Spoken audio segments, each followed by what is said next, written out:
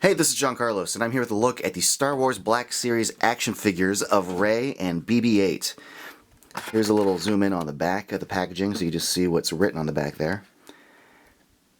And you can also see like the artwork of Rey and BB-8 right there.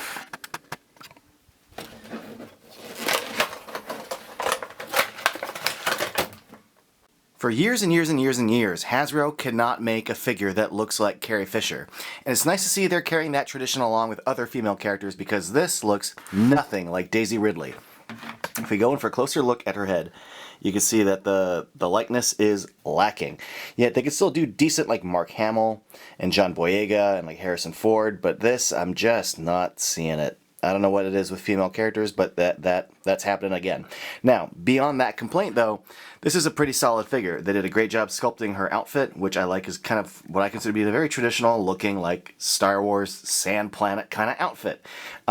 It's got a great job of separating like the paint on the brown belt strap, also along her wrists. The little satchel on the back is very well sculpted and well painted. And the separation of like white and tan is really well done. So good job on the painting. Also the sculpting of the like the little fabrics going around her wrist, all the little wrinkles in there look great. So I'm very happy with the way that the fabrics have been sculpted to have a texture and wrinkle to them. Same thing with the little boots here. She has like a little print pattern texture to it, so I think that's great. You got the hinged ankles with the swivel to them. I dig the swivel. You've got the single knee joint. Sometimes they have double knee joints, but with this, with I guess her human form or the fact she's got shorts, makes the kneecap, that would look a little weird with the double knee joint. So you got the single hinged swiveling one, kind of like an elbow joint. But you do have the thigh cut, the hinge at the top of the leg, mid torso cut, which does pivot, but it's more good for swiveling. The shoulders are a disappointment. There is, an articulated shoulder joint, and I can get the arms to raise about that much, so that's disappointing. But we do have the swiveling hinged elbow, and then the swiveling wrist with the hinge that goes side to side there, and then this one also goes side to side, and then her head, which has a ball joint and allows it to turn, kind of move up and down a little bit, but not much, and get barely a little bit of a tilt. But man, that likeness is pretty rough. But the paint on her lips is at least on her lips. The paint on her hair gets a little wonky though where it meets the skin. But I do like the sculpting of her hairstyle. That's pretty cool. The big thing about this figure though is it comes with a little BB-8. And I think this is a very interesting figure the way they've handled this. Because it appears that wherever you move the head, that throws off a counterweight inside. So if I move the head over this way, it tips that way. If I put the head on that side, it tips over that way. If I bring it forward, it'll dip forward. And if I bring it back, dips back. There's a little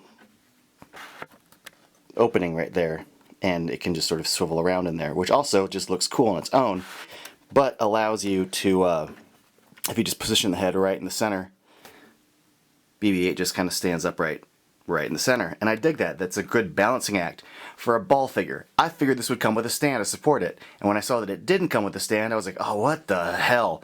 But this is very, very cool and very effective. So huge props to Hasbro for getting this right. Now, the actual BB-8 droid has really good detail on the surface of the figure. A lot of these little details aren't just drawn or painted on. They're all sculpted in. All these little circles, all these little lines, all these little patterns here. And the paint line follows the design really, really well. So I think Hasbro nailed the BB-8 figure. And also the gray paint follows it really well, and the head looks great as well. And the little eye socket, the blue paint, the little yellowish, the black, the silver paint, all of it. The dirt on top. BB-8 figure, knocked it out of the park, I think. Comes with one other accessory. It comes with her staff. And it's got a good little paint design to it. Nice little details going all along it. So between the BB-8 figure and the Rey figure, I gotta say, this is more like a BB-8 figure with a Rey accessory instead of the other way around. Although I don't think BB-8's really credited as an accessory, but I think the real winner here is BB-8 and not Rey.